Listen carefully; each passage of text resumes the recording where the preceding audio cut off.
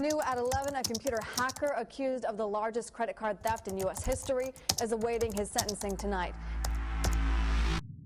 En la superficie del planeta Tierra, la Estación Espacial Internacional alcanza los 120 grados Celsius. El sistema de control de temperatura y humedad a bordo mantiene en el interior a una temperatura adecuada para la supervivencia humana. Si el sistema llegase a fallar en algún momento, literalmente, los astronautas que estuviesen allí acabarían cocinados. Pero justo ahora, un hacker se ha hecho con el software que lo controla todo. No es un espía de un gobierno enemigo. Simplemente, un chico de 15 años, en su habitación, logró acceder con éxito a 13 ordenadores de la NASA. Este adolescente es un prodigio. Uno de los hackers más joven, más talentoso, que el mundo jamás ha visto. Y no solo entró en la NASA, también hackeó el Pentágono. Desde su punto de vista, simplemente estaba pasando el rato. Pero desde el punto de vista del gobierno, una amenaza a la seguridad nacional había surgido. Una amenaza que les humillaría una y otra vez. Una amenaza a la que perseguirían sin piedad.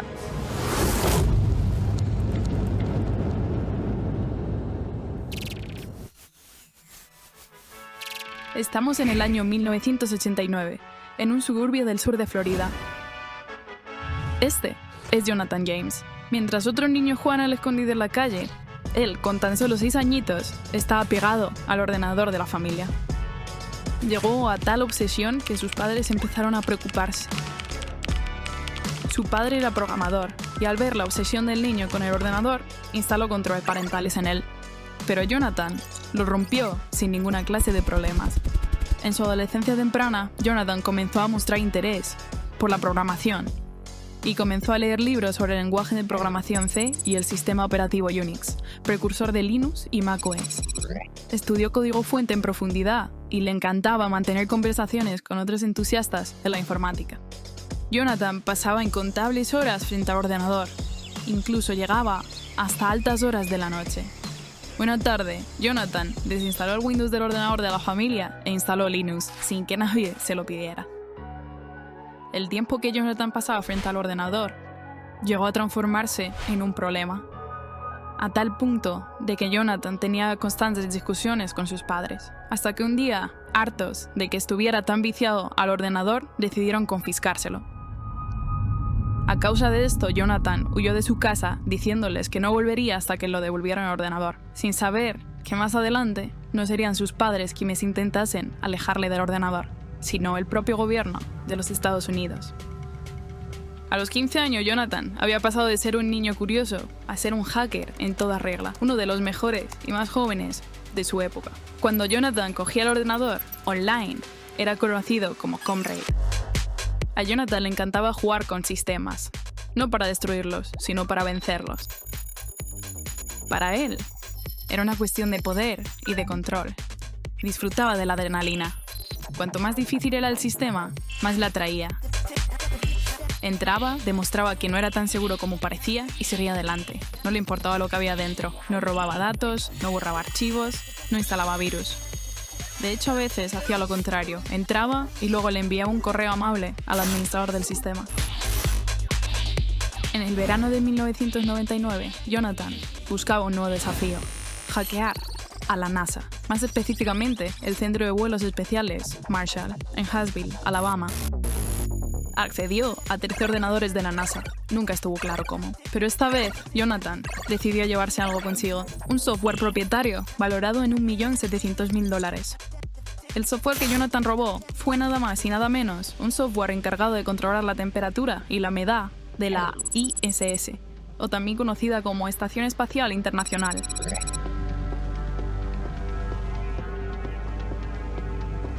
Más tarde, en una futura entrevista que Jonathan realizó, dijo lo siguiente: el código era basura, pero solo tener el código fuente no le daba control remoto sobre los sistemas del ISS.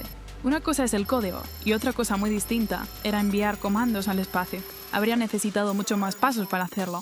Aún así, fue una brecha de seguridad bastante enorme. Cuando la NASA se enteró, tuvo que apagar el sistema durante 3 semanas, cosa que le generó daños valorados en unos $40.000. 2 meses después, en el punto de mira de Jonathan, su siguiente reto: el Pentágono. más concretamente la DTRA, o también conocida por la Agencia de Reducción de Amenaza de Defensa, que es la que analiza y responde a amenazas nucleares, químicas y biológicas contra los Estados Unidos. Jonathan entró a un servidor en Dulles, Virginia, e instaló una puerta trasera. Nuevamente, no se supo cómo lo hizo exactamente. Una vez dentro, interceptó más de 3.300 mensajes entre personal de DTRA, recuperando así 19 nombres de usuarios, contraseñas de empleados, y al menos 10 de ellos tenían acceso a sistemas militares. Jonathan pensaba que para él sus hacks no era la gran cosa. Para él simplemente era exploración inofensiva. Pero, por desgracia, la ley no opinaba lo mismo. Era una mañana de enero del 2000. El mes pasado, Jonathan había cumplido 16 años. Y ahora Jonathan tenía varios ordenadores. Estaba bien conectado y encima compartía trucos con otros colegas suyos hackers. Por desgracia, esa misma mañana, su madre le despertó con una noticia que ni él mismo se esperaba. Jonathan, cariño, el FBI está en la puerta. Vinieron a por él, allanaron la casa y se llevaron 5 ordenadores.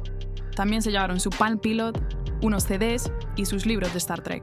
Porque sí, como muchos de nosotros, Jonathan era un gran fanático de la franquicia. Más tarde, durante el interrogatorio, Jonathan admitió haber cometido todas las acciones de las que se le acusaban y prometió no volver a hacerlo.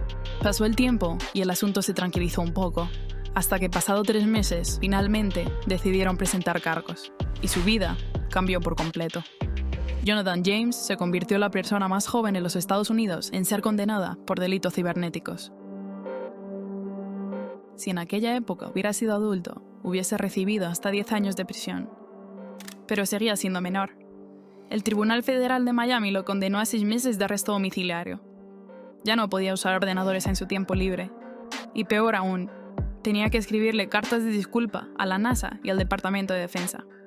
Más tarde dio positivo en drogas, violando así su libertad condicional. Fue enviado a un centro de detención juvenil por 6 meses y admitió que tuvo muchísimo miedo de convivir con criminales de verdad.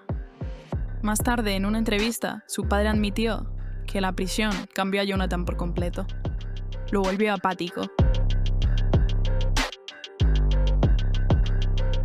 Cuando Jonathan miraba hacia atrás, acababa arrepintiéndose de todo. Lo que empezó como retos divertidos acabó metiéndolo entre rejas. La emoción no había valido la pena. Desde ese punto, decidió dejar la piratería informática para siempre. Aunque no todo el mundo lo cree. Y años después, su pasado volvió para perseguirlo.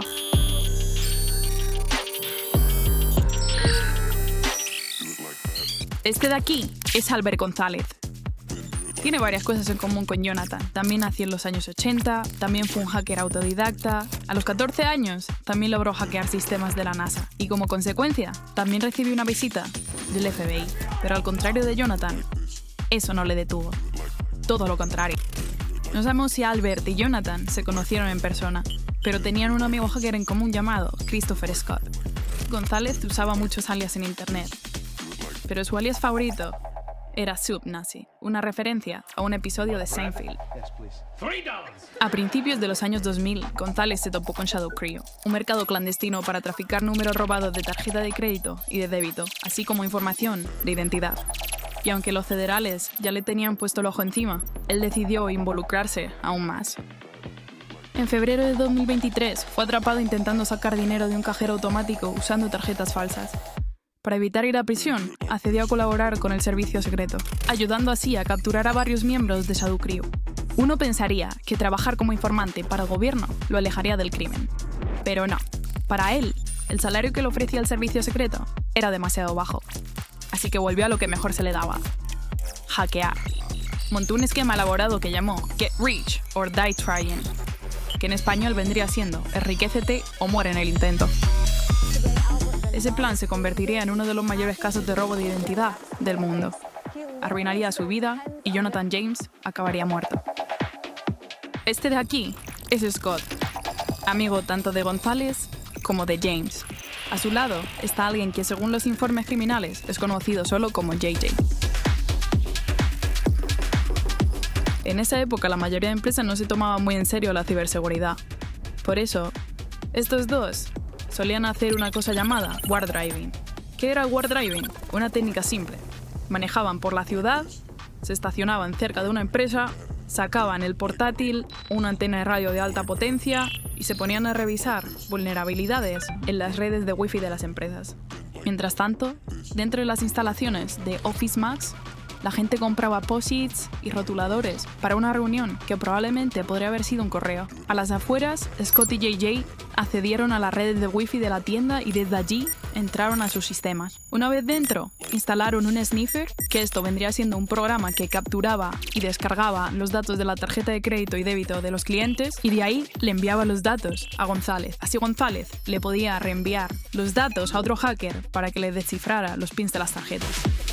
González y su equipo no solo vendían la información robada, sino que también la codificaban en tarjetas en blanco con bandas magnéticas y las usaban para retirar decenas de miles de dólares de cajeros automáticos. Después del ataque a Office Max, los bancos se vieron obligados a remitir unas 200.000 tarjetas. Y ese hackeo no fue algo aislado. Durante los 3 años siguientes, González y su equipo hackearon varias empresas grandes estadounidenses, incluyendo BG's, Boston Market, Barnes & Noble, Forever 21 y muchas más. El mayor robo de datos que cometieron fue contra TJX, empresa matriz de TJ Maxx, Marshall, Home Goods y otras. Alrededor de 96 millones de clientes se vieron afectados por el robo de sus datos bancarios. En ese momento, estos ataques constituyeron el mayor caso de robo de identidad en la historia de Estados Unidos. El grupo robó los datos de unos 180 millones de tarjetas. El daño total causado a las empresas afectadas se estima en unos 400 millones de dólares, incluyendo reembolsos, costos legales y análisis forenses. Hubo un gran avance en el caso que había afectado a millones de personas. Expertos dijeron que la detención de este hombre podría llevar a cerebro detrás del mayor robo de identidad con tarjeta de la historia.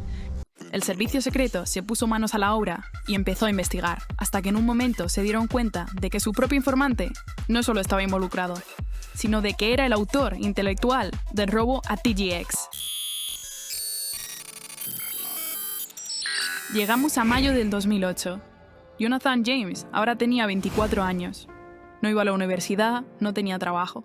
6 años atrás, su madre falleció de cáncer de mama. Aún vivía en la casa donde creció, junto a su hermano pequeño y a su padre. Y al parecer, el pobre James sufría de depresión. Llevaba una vida retraída y se había retirado del mundo del hackeo. Pero ese mismo día, recibió otra visita sorpresa. Esta vez no era el FBI, era el servicio secreto. Registraron la casa familiar, igual que había hecho el FBI 8 años atrás. Estaban siguiendo una conexión que iba de González a Christopher Scott y a él. Sospechaban que el alias JJ podría referirse a Jonathan James y que él formaba parte del grupo de hackers. Los agentes revisaron las pertenencias de Jonathan. Encontraron una nota de suicidio escrita años atrás y una pistola. No se llegó a saber si los agentes le ofrecieron algún tipo de ayuda psicológica, pero según el propio Jonathan, no le quitaron el arma. El pobre Jonathan estaba en shock. Juraba que no tenía nada que ver con el caso de TJX. No dejaba de preguntar qué era lo que estaba ocurriendo, hasta que vio la citación judicial, y ahí encontró la respuesta. Leyó sobre el tal Albert González, persona a la que Jonathan acabó reconociendo por uno de sus otros alias que tenía en internet. González estuvo trabajando como informante del gobierno desde febrero de 2003. Durante 5 años, utilizó a Scott para ejecutar sus hackeos, mientras delataba a otros hackers ante los federales para mantenerse en sus buenas gracias. Jonathan estaba convencido de que González ahora quería culpar a Scott, y eso le daba muy mala espina. Creía que él sería un blanco mucho más atractivo que Chris, y que al gobierno no le importaba que fuera inocente. Según sus propias palabras, Scott y González son los hackers más destructivos y peligrosos que los federales han atrapado jamás. Pero a ellos les dejarían escapar fácilmente, porque Jonathan es un objetivo más sabroso, más mediático, más útil. En la mente de Jonathan todo estaba claro. Necesitaban un chivo expiatorio. No sería González, y tampoco sería Scott. Sería él, Jonathan James. En sus palabras, los federales juegan sucio, y no lo decía por decir.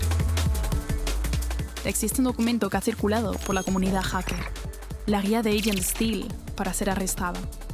Básicamente una guía de supervivencia para hackers, escrita por alguien que terminó en prisión. El verdadero nombre del Agent Steele, Justin Tanner Peterson, fue un hacker estadounidense que trabajó como informante para los federales mientras seguía cometiendo delitos. En esa guía, Steele escribe lo siguiente: el sistema judicial penal es un juego que deben jugar tanto la fiscalía como la defensa. Si tienes que jugar, más te vale aprender las reglas del juego. En ese documento también deja claro que la ley no siempre es justa. Juegan sucio y harán lo que sea para ganar, incluso si es necesario, mentir. Jonathan había leído esa guía, sabía que González colaboraba con el gobierno. Estaba convencido de que iría a prisión aunque fuera inocente, pero tenía claro que no iba a pasar por eso otra vez. Así que después de haber estado dándole vueltas por 2 semanas, Jonathan puso en ejecución su plan. Subió las escaleras de casa, se dirigió a su habitación, cerró la puerta, abrió el cajón y ahí se encontraba la pistola que nunca llegaron a confiscarle. Ese mismo día, Jonathan fue encontrado muerto en su habitación por un disparo autoinfligido. En la mesita del cuarto se hallaba una carta. En ella había un mensaje escrito para su familia y amigos. También en esa carta se encontraban todas las contraseñas de sus cuentas y dejó muy clara su opinión sobre las autoridades. No tengo fe en el sistema de justicia. Tal vez mis acciones de hoy y esta carta envíen un mensaje más fuerte al público. De cualquier forma, he perdido el control sobre la situación. Y esta es mi única forma de recuperarlo. Recuerda, no se trata de si tú ganas o pierdes. Se trata de si yo gano o pierdo. Y pasar 20, 10 o incluso 5 años en prisión por un crimen que no cometí, eso no es ganar para mí. Muero libre. En marzo de 2010, Albert González fue condenado a 20 años de prisión federal por su papel en la serie de hackeos.